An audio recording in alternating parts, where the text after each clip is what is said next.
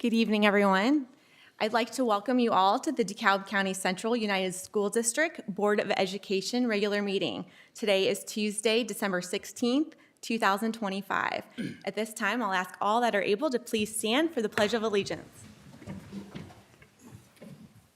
I pledge allegiance to the flag of the United States of America and to the republic for which it stands, one nation, under God, indivisible, with liberty and justice for all. Angie, could you take roll call, please? Present. Tony Baker. Present. Tony O'Neill. Present. Katie Feaster. Present. Thank you, Angie. At this time, we are going to begin our night with our presentations from James R. Watson Elementary. Awesome. I'm going to turn it over to the principal of Watson Elementary, Mr. Austin Harrison. Make sure that's on, Austin. I'm not sure it's on. Green light. Thank you, Mr. Teeters, and to the board for allowing us to be here this evening. I do think the timing of this performance is very fitting with the board taking action last month, looking at a student activity center, a performing arts center. Obviously, having venues like that for our kids in our community, not only to gain new skills, to have community events, but also to showcase their talents like they're going to do this evening. I would be amiss, though, before we get into the kiddos showing you their talents, not mentioning Mrs. Caitlin Doublestein. I will tell you the one consistent thing I hear in the community, a lot of positive things about things going on in the district in Watson, but it's our performances. Families love them, kids love them. It's something people always come up to me, and a lot of that would not happen without her. A lot of people don't know this. She makes the scripts from scratch. I mean, that's really unheard of. She goes through, does her due diligence, makes the script. She's also an assistant director with her show choir at the high school. So really, as we're talking about these new buildings and facilities, someone like her in our community is awesome, because it's really, starting with our preschool, kindergarten kids all the way up. She does an amazing job with that. So I just want to give her that shout out. So without further ado, we do have a special narrator this evening. So Mr. Teeters, you can take us away. Oh, of course. Oh, thank you. Why, thank you. Yes. Thank you. I get a lot of candy canes. Thank you. Need more sugar. Better take him down to Mr. O'Neill. Yeah. Hey, for those guys, do you need to take a couple of mine? Did they get enough? He's a little sad. You guys know how to get candy canes. Thank you, sir. Thanks, bud. Always me. Thank you.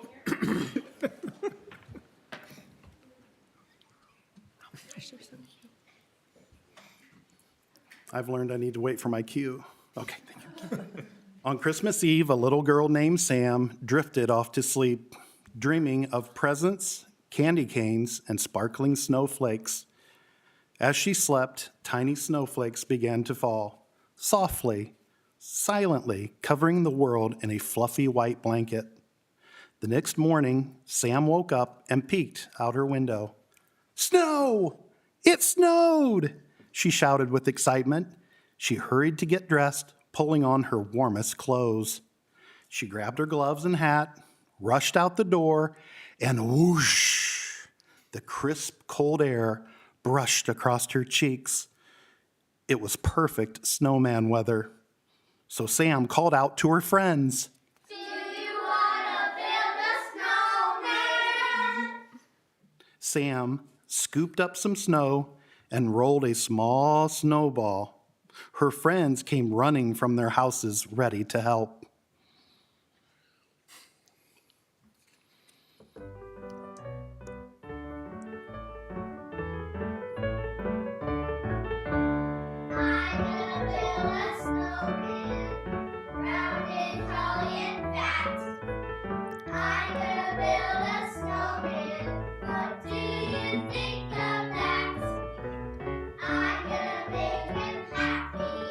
With Karen for his nose.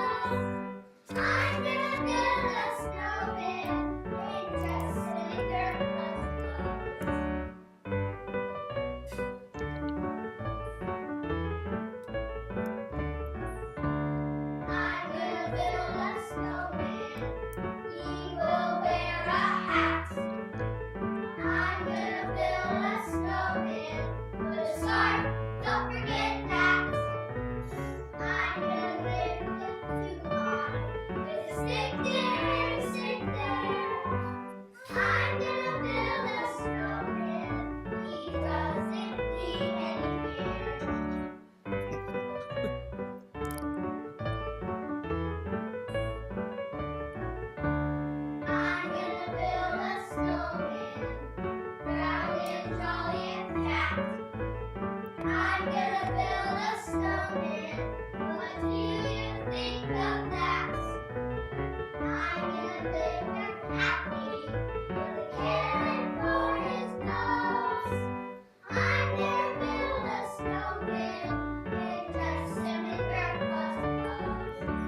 I'm gonna build the best snowman. Now just you wait and see.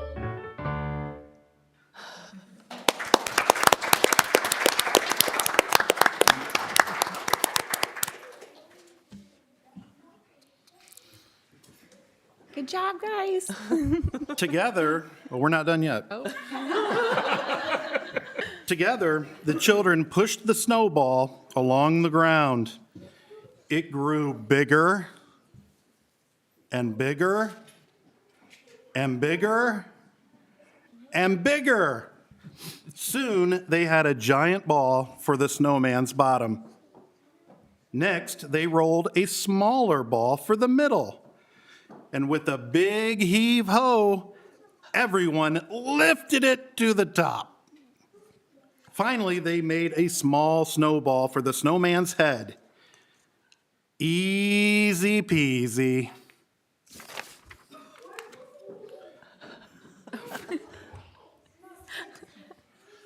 Now for the decorations. Sam got a carrot for the nose, coal for the eyes and smile, and her friends found 2 sticks for arms.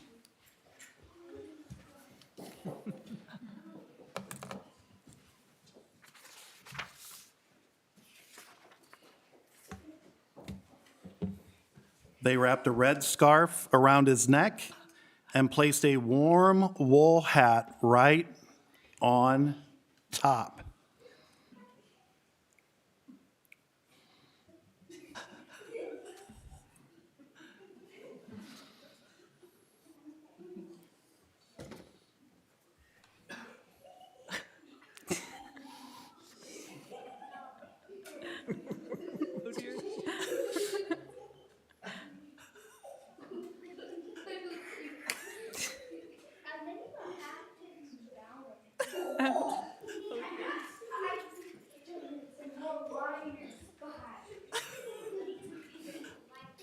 Wardrobe malfunction.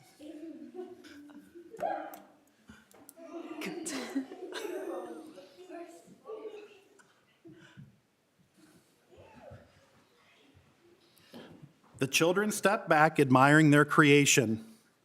Sam beamed. They made the best snowman in the whole neighborhood. And as they waved goodbye and headed for home for hot chocolate, the snowman stood proudly, smiling in the winter sun. That night, as moonlight shimmered across the snow, Sam gazed out of her window at the snowman. Suddenly, his eyes twinkled, his arms wiggled. He gave Sam a little wink. It was a Christmas miracle. Inspired, she wrote this poem. One Christmas Eve, I made a snowman, very fat and jolly. I dressed him up in red and green and trimmed his hat with holly. I saw his arms were trembling, and if he couldn't wait, it made me start to wonder, how do snowmen celebrate?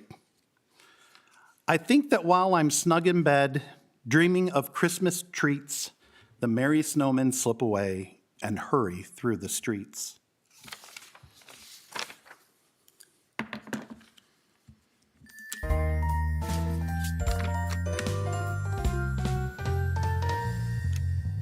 Frosty the snowman built a jolly happy snow with a corncob pipe and a button nose and twice made out of coal.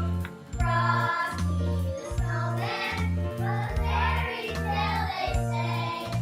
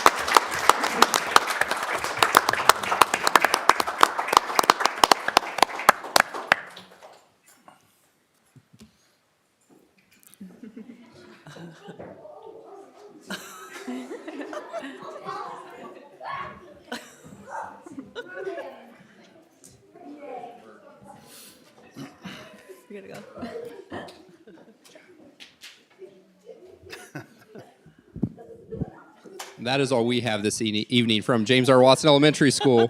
Very entertaining for sure. They did a great job last week, as I know Mrs. Doublestein had performances at Country Meadow. She's teacher there as well, and at James R. Watson. So once again, this time of year, it's always great to have a reminder why we're all here and get to see the great things that kids are doing. So thank you. Thank you. Thank you, Austin. They were adorable.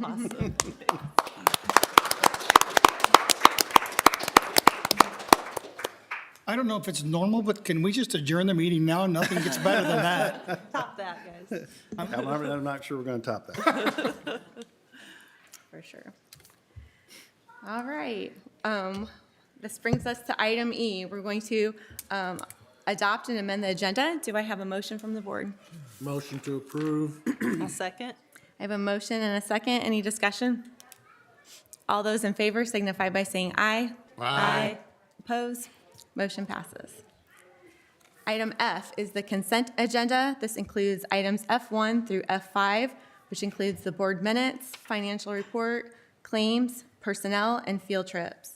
Do I have a motion? I'll make a motion. Second. I have a motion and a second. Any discussion? I'll wait till miscellaneous. All those in favor signify by saying aye. Aye. Motion passes. Item G are donations. All right, we have several donations once again this month, just an outpouring of support from our community. Mrs. Brandt from Country Meadow sent us a memo. Another donation from Brightmark Industry in Ashley of $2,000. The money will be used to purchase items for families in need during this Christmas season. Food, paper products, cleaning supplies for families that have children attending Country Meadow Elementary. So just appreciate that donation from Brightmark. Multiple donations coming from the high school. We have a couple from Steel Dynamics, one for the high school winter percussion program and one for the theater program. Classic City Body and Paint, donation of 4 tires, and Hot Wrench Auto LLC, donation in kind of tires and labor in value of $450, $425 respectively. And then a donation of $500 to the theater program from Jonathan and Jennifer Karch. So once again, just a great outpouring of support from our community for our programs. Thank you, Steve. Thank you to our community members and businesses. We appreciate your support of all of our schools and students. Okay, this brings us to item H, which is the report of the superintendent. Item H1 is the 2026 school board meeting dates recommendation. So looking at 2026 being right around the corner and preparing for our board meetings coming up this next year, I'd ask the board for consideration of looking at our scheduled regular board meetings for 2026. Typically, our board meetings start at 6 p.m. They're typically on the third Tuesday of each month. Work sessions will be scheduled as needed on a month-to-month basis. I believe I added the dates of the board meetings. Most of them fit into that third Tuesday, 6 p.m., and right here in the boardroom at the Central Administration Building. Exceptions to that would be our organization meeting and regular board meeting, which is the second Tuesday, January 13th. And then our May 19th meeting, we go on location to our middle school. That's usually our 5th grade presidential awards. July 31st, that is a morning meeting on a Friday to approve last-minute hires before we start the new school year. The one other one that might land a little bit later in the month is October 27th meeting due to fall break. That takes place a little bit later. So I ask for the board's consideration to approve these meeting dates for the 2026 school or 2026 calendar year. Thank you, Steve. Do I have a motion? I'll make a motion. Second. A motion and a second. Any discussion? All those in favor signify by saying aye. Aye. Opposed? Motion passes. Okay, item H2 is the NEISEC letter of intent recommendation. And I'll apologize, this is a little wordy, but I think it's important to make sure such a pivotal and important decision. I just want to make sure that we capture everything For the record, for our people who are viewing from home and people that will come back and watch the recording, the Northeast Indiana Special Education Cooperative is a cooperative that DeKalb Central Schools has been a part of for many, many years. As part of our continued work to evaluate how DeKalb Central Schools delivers our high-quality special education services, we have been reviewing our long-term organizational structure, our staffing needs, financial considerations, and our capacity to provide consistent support for students and families in our district. This would include our current membership within the Northeast Indiana Special Education Cooperative and the future needs of our district. In accordance with the procedures outlined in our joint services agreement with the co-op, I submitted a letter of intent on November 25th of this year notifying the co-op that DeKalb Central Schools would have the intention of withdrawing from the cooperative as of June 30th, 2027. That's 18 months from now. It's a very long process that has some safeguards within it as well that I'll talk about. This letter preserves our option as a district to explore an alternative service delivery model for our students and families. The agreement also allows the district to rescind the notice at no later than June 30th of next year. So basically, the district would have 6 months to evaluate programming, to evaluate the financial impact involved if we were to leave the co-op and basically look to provide our own programming for co-op services that currently exist. And over that 6 months, certainly we'll communicate with the board accordingly through our monthly updates, but certainly through school board meetings, and potentially I could see a need for a potential work session to be scheduled at some point prior to June to make sure that the board has all the information that it needs before we ultimately make the decision then, are we going to leave the co-op and go off on our own beginning the 27-28 school year, or will we rescind our letter and stay within the co-op? And so we hope to have all of those answers to those questions for the board to review before we ultimately make that decision. I do want to note that a year ago, East Noble did withdraw completely from the cooperative, and I think that's significant because if there's a school district that we look at as almost like our twin, meaning enrollment, socioeconomic factors, they are very, very similar to DeKalb in many, many ways. And so they've left the co-op and they're providing their own services. So we have been in contact with them to talk about their structure. And we really hope to lean on them for information since they've gone through it. What are the things that we're not thinking of that maybe they've gone through and we can avoid maybe not being aware of certain aspects of leaving the co-op. I would also note that just last month, Central Noble, West Noble, and Cherubusco, all three submitted their letters of intent to leave the co-op as well. So the co-op is currently made up of 12 school districts. So including DeKalb, that makes 4 this year that have submitted a letter. So that's a good number of districts. So we want to make sure that we're positioning ourselves in a good spot so that we're making decisions for what's best for DeKalb Central and not necessarily what's dependent upon whether other districts are staying in the co-op or if they're leaving the co-op, if that makes sense.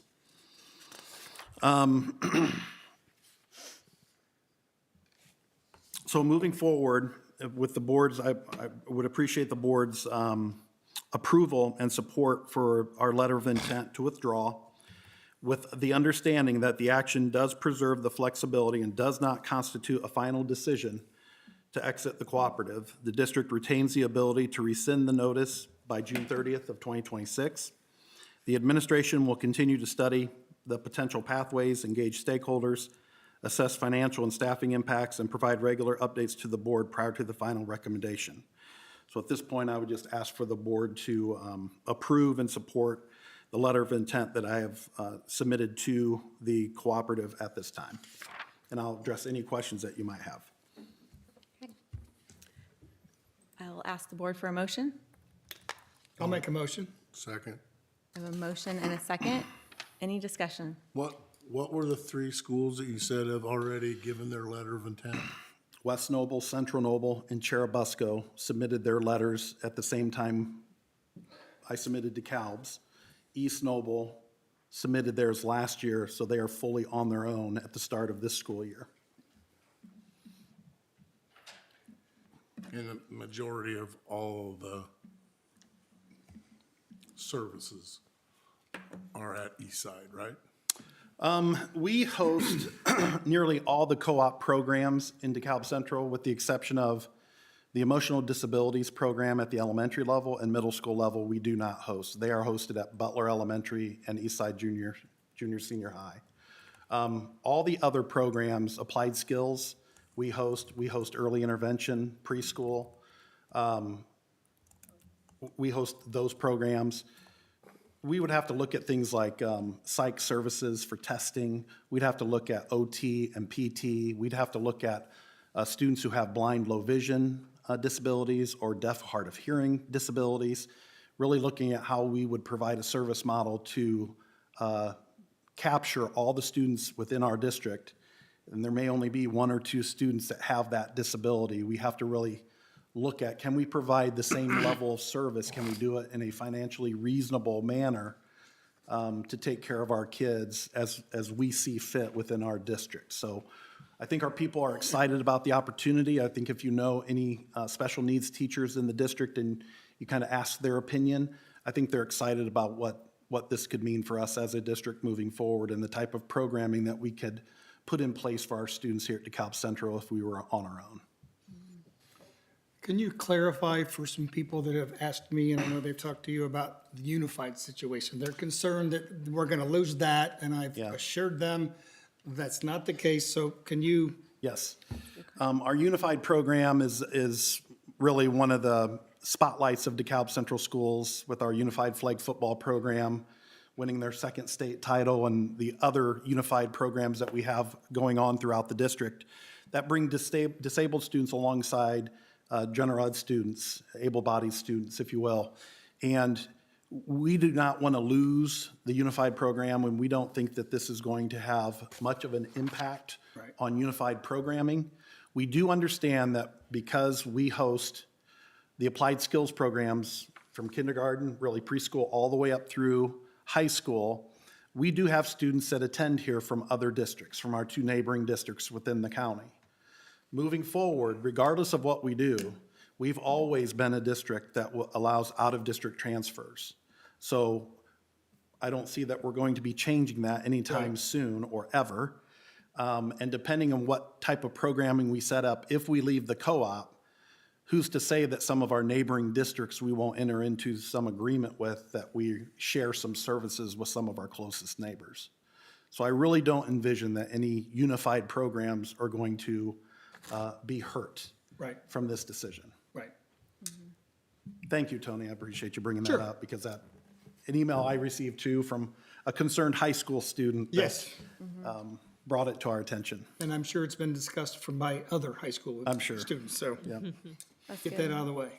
That's important, and it's important to us too, to keep Yes. it. And, yeah, I think we'll look forward to some more discussions too, and just hopefully, we better understand and the community better understands too what our opportunities are going to be. Yep. So, And I see this as a starting point, really. yeah. And DeKalb Central used to be on their own before. How long were we with the It's been a co-op? while. At some point in time, but I think the co-op dates back all the way, I want to say, my goodness, 80s. I mean, it dates back quite some time. It's grown over time. Some might say it's gotten too big. It is the largest cooperative, special education cooperative in the state. But it's been around for quite some time. Great. Any further discussion? Okay, I have a motion and a second. All those in favor signify by saying aye. Aye. Oppose? Motion passes. Okay, item H3 is the 2025-2026 ECA recommendation to suspend the gymnastics program. I have a recommendation from Mr. Chris Riker, our high school athletic director, and he has included Mr. Wagner on this as well. And so I'm bringing this to carry to the board, this recommendation to suspend our gymnastics program for this school year. Not cancel it, but suspend it with the opportunity that we know there's an opportunity to grow it and get more athletes involved as we move forward. At present, there's only one athlete that has completed all the necessary and required materials and has been at practice.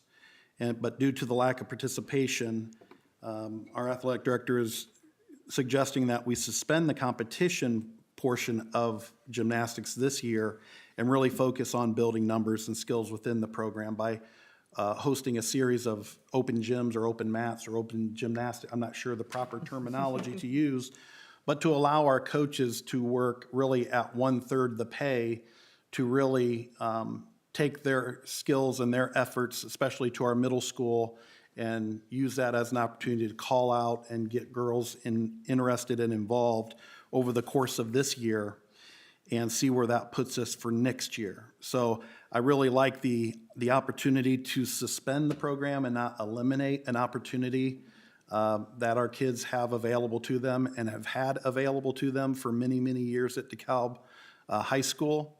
I will note that gymnastics does appear that it has struggled in other areas. Most recently, Lakeland did end up canceling their program recently. We're hopeful that we won't have to do that, but I think it's worth the effort to suspend it and really try to build up the numbers to get it back in competition form for next year. So I would just ask the boards for consideration to suspend it this year, keep our 2 coaches. They'll be paid 1/3 of their coaching stipend and use that time allotted to really build the numbers back up. Okay, do I have a motion? I'll make a motion. I'll second. I have a motion and a second. Any discussion? The student that's been to practice, what grade are they in? I do not know. I do not believe they are a senior. So I'm not sure, Tony. I am very familiar with this program as I have had 2 gymnasts. And my daughter last year was a senior, and she was one of the 4 seniors on the team. And so when all your seniors graduate and no, there weren't any other ones that were coming up, it's hard to see that go. And I'm sad about it that there isn't going to be a season this year, but I do appreciate us taking the opportunity to not discontinue it completely like some other schools have done, but to suspend it and build our program, keep those coaches on, because obviously they still want to be here for our students. And I do think, sometimes certain sports hit lulls, and I'm sure if it's like an Olympic season, usually it picks back up again. We'll have more gymnasts, and but it is a sport it's difficult, and it's one that takes a lot of different skills, and it's something that usually girls have to train at year round, and that's what's hard when we also are pushing our students to be multi-sport and be able to participate in different things. And so sometimes we hit lulls, and hopefully that's what this is, and we can see it return again. So And I know there are quite a few gymnasts in middle school right now. Yeah. Are the coaches working with Mr. Ellsroth and, I don't know, maybe doing like a call out to? Yeah, so they'll coordinate with Mr. Ellsroth. The number 7 to 10 is what I've been told. Okay. So I don't know how accurate that is, but Okay. that's certainly more than a handful of potential athletes that could Okay. really help build the numbers back up in the future. Good. I think the same thing happens with high school courses. If you offer a course that's pretty unique and only 2 kids sign up for it, I don't think we're going to allow one teacher to teach 2 students. Probably have to reassign them somewhere else, or maybe help that program grow earlier on in middle school or high school. But it's tough. It's hard to lose something that has been around for quite some time, but it's pretty common throughout the state. Kids are just not as engaged in extracurriculars like I was when I was that age 20 years ago or so. So, yeah, it's just tough. We don't like to see that, but it is what it is right now. Is there any boys gymnastics anymore? Not in this area. I'm not familiar with any boys gymnastics Don't know of any high programs. school. Marcus, are you aware of any? Yeah. It's not a sport, yeah, I just don't. It's not a sanctioned IHSA. There would be some clubs Right. that would have them, but as far as competitive teams, it's not a sanctioned IHSAA. And that, the student athlete wouldn't be able to participate on another team. The student who has shown up does not have the experience, so this would be benefit overall. Along those lines of looking at how do we build, I think that is directed for the exact grade level, we're waiting to get a response. I do believe the student that is showing up is an Underclassmen. Junior, underclassman, yes. So we'll look to continue to build and train and coach, because obviously there is some safety that goes into gymnastics as well, that maybe isn't involved with some other sports. On a separate note, being that it's public information now, with the sale of the CCC, what about, is any of that equipment ours? So the agreement at the time of that equipment is that we move the equipment over there to be used, and tickets, the gate money is something that was collected by the CCC at the time.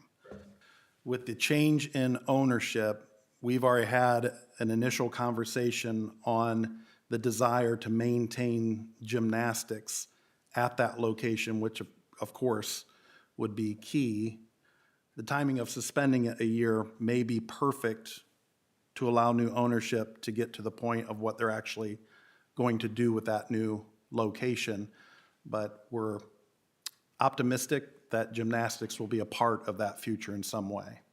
Don't quote me on that, but at No, least I get initial it. conversations have been positive and productive for gymnastics. Okay. All right, I have a motion and a second. Any further discussion? All those in favor signify by saying aye. Aye. Opposed? Motion passes. Item H4 is the acceptance of the DeKalb Central Foundation grant to the DeKalb Middle School. All right, a grant for your consideration. DeKalb Middle School has received a DeKalb Central Foundation grant of $800 for the creation of a podcasting room at DMS. The creation of the podcasting room at DMS will provide both students and staff with dynamic space to develop communication, collaboration, and creativity, key components of our portrait of a Baron competencies.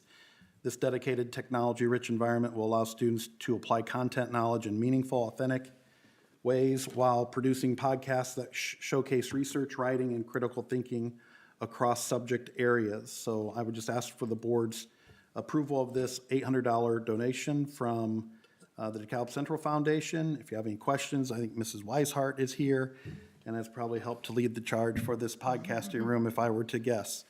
So for your board's consideration. Okay, I'll entertain a motion. I'll make a motion. I'll second. I have a motion, motion and a second. Any discussion? They still call it podcast? Sounds awesome. Do we have a special name for this podcast other than Portrait of a Baron? It'll be the Baron Podcast Studio, and if you know where the lecture room space is, the room at the top of the lecture room that has the window in it. Yeah. Oh, yeah. Turn that into an Perfect. acoustic, space, so teachers can have their classes in the lecture room and kids can be working in the podcast room at the same time. Oh, cool. That's cool. Is this a club or is it? Well, that will be open. It's Okay. open for all classes and teachers to use. We have all, when we have all the equipment, we'll set it all up, and then the teachers will be able to check it out and use it. But of course, yeah, that would be great. It'll be fun. Okay. All those in favor signify by saying aye. Aye. Motion passes. Okay. Item H5 is the acceptance of the Donwood Foundation grant. Another great donation by one of our key partners, the Don Wood Foundation, and kudos to Kelsey Wirtz for working very close with different key partners for the robotics program. She wrote this grant, $15,000 for the robotics program. The funding will support robotics teams across the district through the purchase of essential robotics materials and storage equipment. We have robotics teams all the way from the elementary through the middle school and high school. So it has really caught fire really everywhere, and certainly it has caught fire here at DeKalb Central. A portion of the grant will help DeKalb High School host its second VEX V5 robotics competition. Mark your calendars for Saturday, February 7th, 2026, with matches beginning at 9 a.m. We anticipate welcoming more than 100 student competitors along with their families for this event. So if you've not attended a robotics competition, it's quite the event, and I would encourage you, if you have time available, to do that. There are some other competitions that will take place, like the Leo Robotics VEX IQ Midwinter Challenge, Saturday, February 21st at Cruz Plaza. That's another great one to hit as well.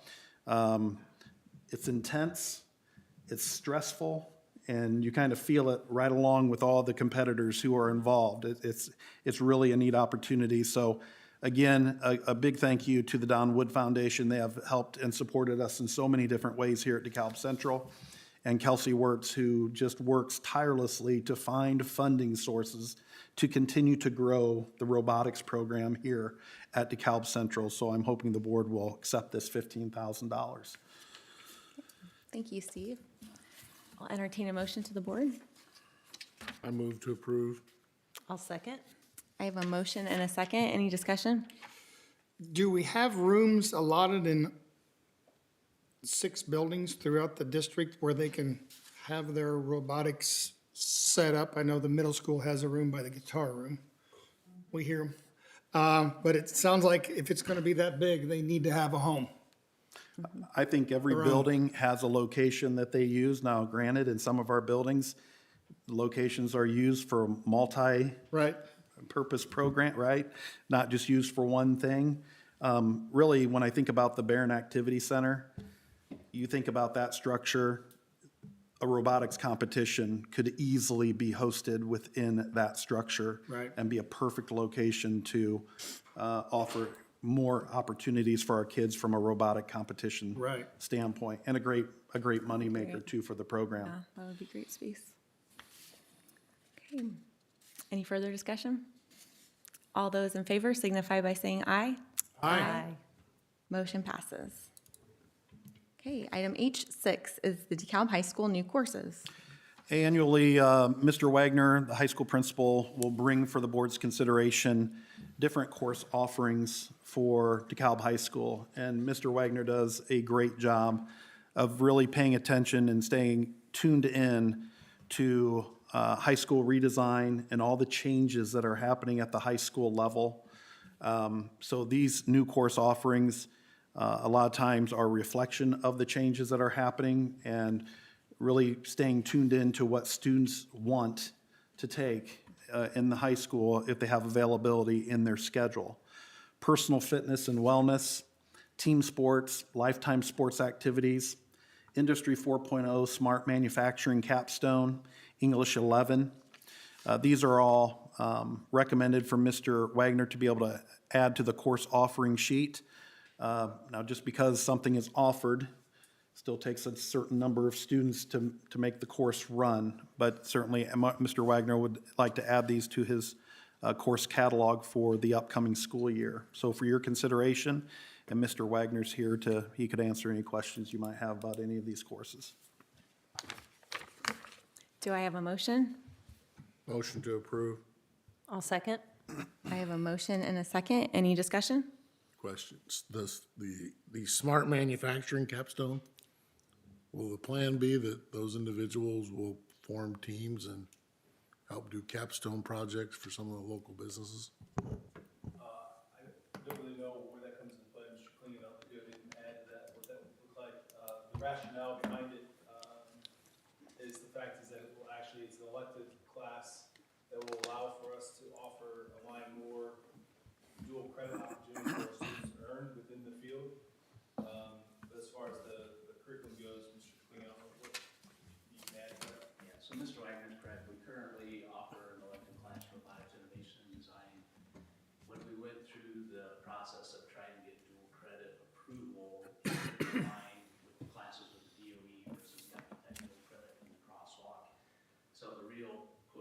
this change is that original elective, robotics innovation design, is no longer offered. We're switching it over to the capstone, which allows the students that take that class the opportunity to get extra dual credits through Ivy Tech. So this capstone is a dual credit?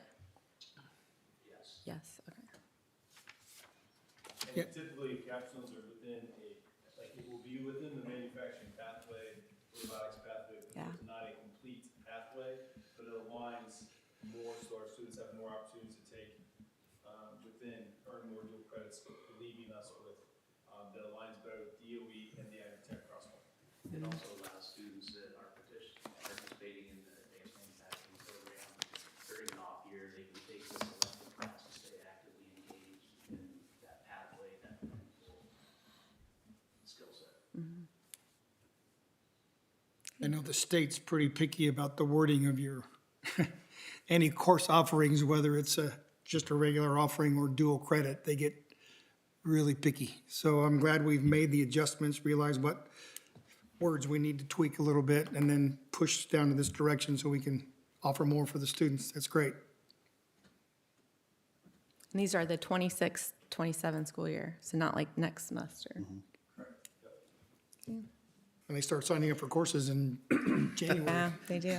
It'll be here. That's what I thought. It does say they're encouraged to have the work-based, Yeah, that's why I was asking yeah. that. I'm used to using Capstone out of Tri-State. We use them quite often. And that's why using that term kind of, That's from the DOE. And we have an industrial electrical capstone, this is part of our pathway program, it's just that this course selection is what needs to have all the stars line up to be able to offer these opportunities for our students. Yeah, that's great. I'll switch gears slightly, but try and stay on track. Is there opportunity for trades to administer the same type of program? So, I think you're gonna see pathways, we offer different opportunities for kids to leave, like Impact, and they're over there, to go into a field, into a business and a partner on an internship basis. The state is shifting everything along those lines, and the further that we get into high school redesign, work-based learning opportunities, you're gonna see us having to realign and having conversations of, I'm gonna use the ag pathway, for example. Students who might be doing a supervised agricultural experience in the summer that will carries over into the school year, but they need to now actually be out working with a community partner of what that is. The ag realm is so big. There also could be standalone ag classes. If you look at the seals that involve the employment and then enrollment and service, there's work-based learning hours that go into that. Students, they'll have to be enrolled in a work-based learning class for that. They may have to know what their goals are, and then it's how do we create partnerships and put students out there. I would say that our work-based learning, we're already doing quite a bit of this. I would say that we're farther ahead than where maybe others are in so many ways. And we'll continue to have to develop what that looks like down the road, because that's where the state is coming into play. Okay. I know manufacturing would love if you just teach them how to read a tape measure and use a set of calipers. No comment. Thanks, Marcus.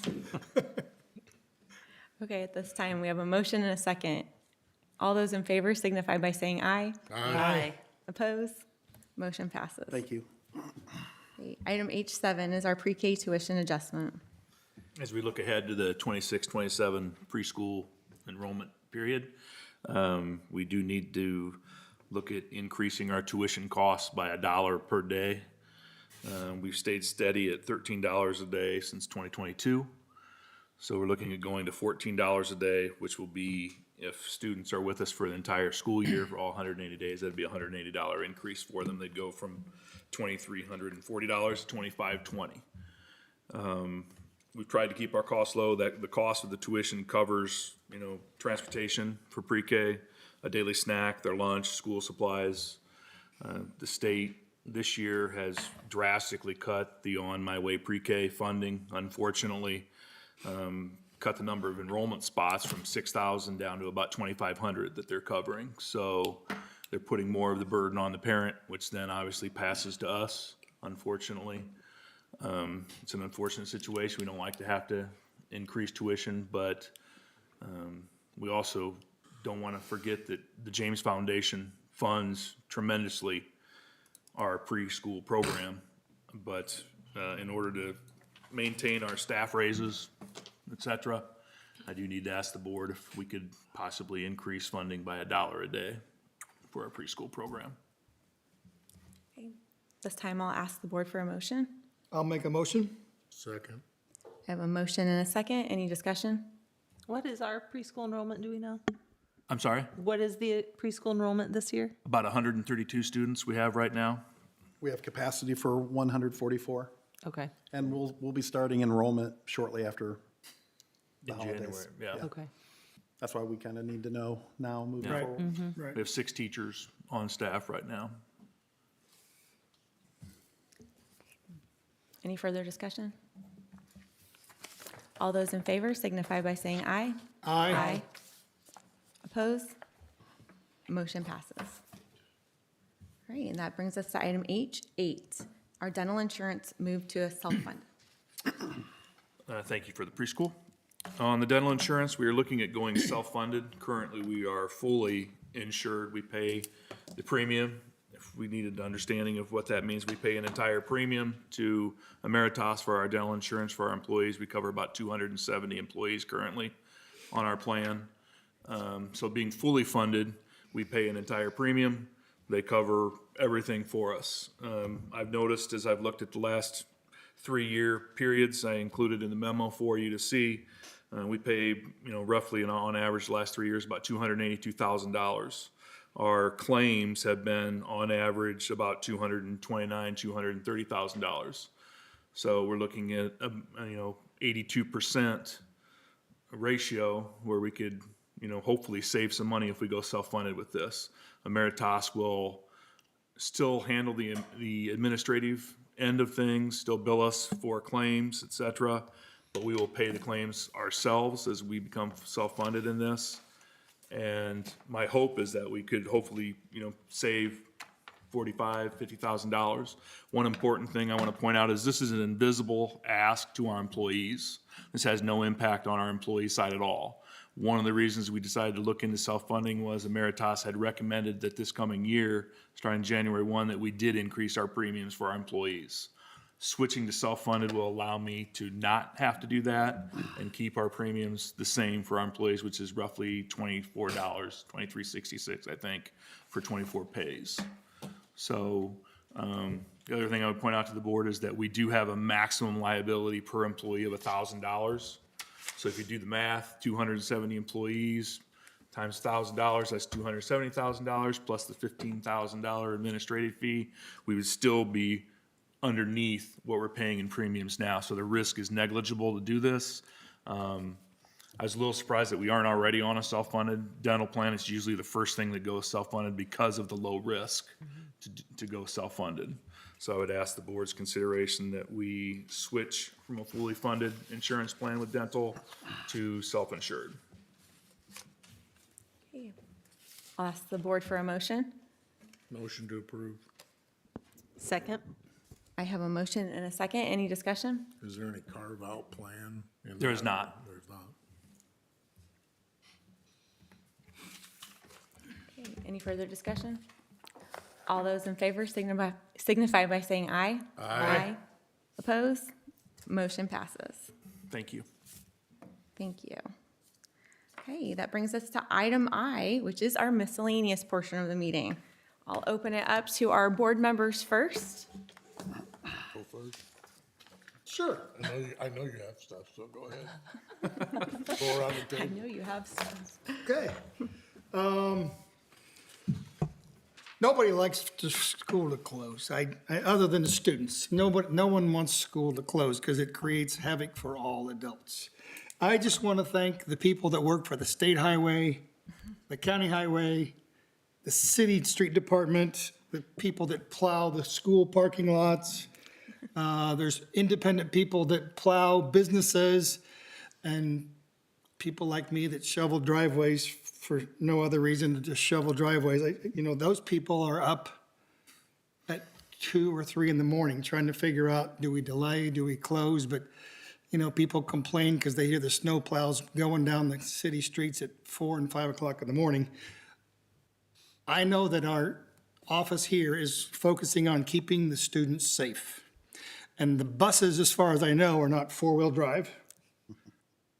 And four-wheel drive doesn't mean four-wheel stop. So, delaying is tough, closing is tough, but I just want to thank all the people that get out there early in the morning. The police department's out there helping people get out of the ditches at 2 a.m. So I just want to thank everybody that's out there doing that, because it's not a fun job, but someone's got to do it just to keep the community running. So I just want to say thank you for that. That's it. I love it. Next. All right. I would just piggyback on that really quick. That's our maintenance department that does all the plowing of our school parking lots, sidewalks. Sometimes they're in here at 2 in the morning to make sure we're ready for the start of a school day. That's rough, but they do a phenomenal job, so I would like to thank the entire maintenance team for that. No, it's rough, and especially when so many days in a row. Yes, and we're only in December. Yes. I know. I have a couple questions, just to make sure I'm reading the forms right. So on the multi-bond PDFs that we have, the total balance at the bottom is what we have remaining, correct? So as you go through the list, from time, we're deducting from the total, and right now, the 2 bonds we have left, we have one that has, as of 12/1, it says we have $4.7 million available, and the other one, as of 12/5, says we have $9.7 million available. Right. Correct? Let me rephrase that. Not available. It's already been assigned, it just hasn't been spent. Correct, yeah, Okay. All right. So just want to make sure I was reading that right. correct. And then, are we done with the concession stand? We, Matt, we've been through the punch list. I know we have fencing to finish. I know they hit that weather. I think the punch list was done. Yep. This was completed, and they're bringing their contractors and vendors back in to complete the items that they need to Right. button up. And then will we have the discus and shot put or pole vault or whatever we're doing at the other end? They started Done before that, track? and then we got the snow. Gets down. Yeah. There's a lot of snow right now, but yeah, they've been working on that for, I think, a month now, if not more. So, Yeah. okay, all right. The grass grows in the spring for that discus to land on. So if the totals stay the same, which they probably won't, in the current open bonds we have, plus the GO bond, that going into 2026, we're gonna have approximately $19 million of capital money for improvements. Well, most of it is appropriated already, but. I know, that's what I'm that saying. balance will be but available, those yes, projects are already Correct. approved. correct, But we have $19 million worth of work. to Correct. Complete. Okay, all right, that's it. yeah. Well, some of that work is completed, we just haven't paid for it. Yeah, well, some of it's completed, and as soon as the punch list is done, there'll be big checks going out. Yeah. So, Bleachers still, Real quick. still waiting on bleachers. correct, bleacher punch list, we have about $350,000 remaining to pay Dan Clayton. So they're coming together, it's just getting through those last final inspections. Okay, I also did notice that those wavy softball poles were missing about 3 weeks Yes. ago. And then today, when I pulled in, I saw these nice silver things in the ground. There were 3 of them, so Are they straight? they were very, well, I didn't go out with my level, but they looked pretty good as I slowly drove down the road. I saw 3 of them, I think. So, well, I only saw 3. I was watching the road. Sort of. That's why we plow. Thank you. so, Okay, thanks, Tony. Katie, did you have anything? No? Okay. What our administration? Just a couple things. I think I mentioned doozies last week or last month, but Kelsey Kahneman, a high school teacher, was nominated. Carrie Weishart was nominated. She won the doozy, so congratulations. to carry on that. I also just want to reference Mr. Wagner taking a seat with the IHSA AA Board of Directors. So he's going to represent DeKalb and Northeast Indiana in the world of athletics at the IHSA level. We're excited about his the growth opportunity there. And then I'm going to steal some thunder, but we had a national championship in the middle school with our unified esports team, national champions. I don't know if you want to add anything to that, Carrie, but just kudos, congratulations. Yeah, we're so proud. So there were 11 teams, and what's exciting about that is you think of NE8, right? We compete against 8 other schools. So this is about the same, but they were all other states, right? They were all over the country. We're the only esports team right now in school esports in Indiana. I love that. And Valerie got to come and see our kids. They were just beyond excited to be national champions. So we're really proud of them for this first year. Met with Special Olympics today, and they're really excited to send something out in their newsletter this month to the state. Yeah. Awesome. It was really fun to watch. And I will say they're all sixth graders, which is awesome for them to be leading the way. So I'm sure this program's only going to grow. So I'm excited for them. For some of us older generation, what is esports? So this year's game, they have a game every year that they play. This year is Mario Kart. And so they compete against teams all over the nation. So they were competing against New Jersey and New York and Colorado and different states. But yeah, they were playing Mario Kart. And to watch them is amazing. They kept saying this one kid is the ringer. So I was like, okay, they're really good at Mario Kart. But it's fun to watch. It's hard to understand, but fun to watch. It was cute. All right. I did not have anyone. Oh, Mark, I'm sorry. I'm good. I didn't mean to skip you. You're fine. I'm sure you have something. Nothing? I'm good. No, I'm Oh, good. okay. I didn't have anyone sign up this evening from the audience, but if anyone would like to stand up to the podium and speak, just please give us your name. And nobody this evening? All right. Before we adjourn, I would like to read in just some 2 of the minutes, just some more information to the public regarding our board vacancy process. This important information will be provided to fill the current board vacancy. In accordance with the state law and board policy, the school board has established a clear and transparent timeline to ensure the vacancy is filled thoughtfully, fairly, and in the best interest of our students and community. The vacancy and application process was publicly announced on December 11th. Individuals interested in serving the remaining year of this term must submit a letter of intent to me, Valerie Armstrong, the board president. My email is listed on it as well, varmstrong@dekalbcentral.net. Please submit that to me and your application form that is sent to you no later than 5:00 p.m. on Friday, this coming Friday, December 19th. Following the application deadline, the school board will meet in executive session to review all the submitted applications. After that review, the board will conduct initial interviews on all the confirmed applicants at a special public meeting and then identify a group of finalists during an executive session. The board will then interview no fewer than 3 finalists in a substantial, or I'm Subsequent.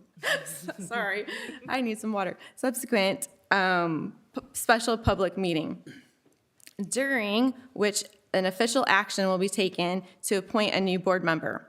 Once selected, the individual will be appointed to fill the vacancy and will be sworn in and following the public vote. Details regarding the special meetings, dates, and times will be communicated to the public as soon as they're finalized after our executive session this evening. All meetings and actions related to this process will be conducted in compliance with the Indiana law, board policy, and a commitment to the openness and transparency.